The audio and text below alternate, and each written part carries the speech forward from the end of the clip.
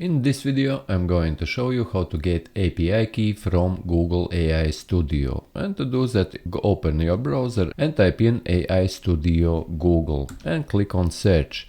And you will see very first result, which is Google AI Studio. Click into it. And here, once this page opens, in the left hand side at the bottom, you will see Get API Key. Click on it.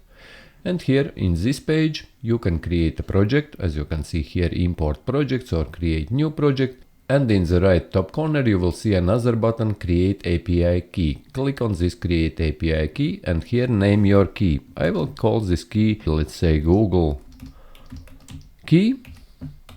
You can call it however you want, and here in second field choose an imported project. If you have project, you can select your projects here, but we will create a new project by clicking on create project, and here you also give a name to your project, and I will call it simply Google.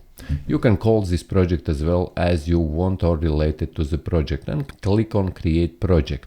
Once this is done, click here on create key, and this will create a key for your project. And if you would want to see the key, you click here in the very first column where it says keys on this particular key. And here you can see your API key. I will be deleting it, that's why I can easily show you this key.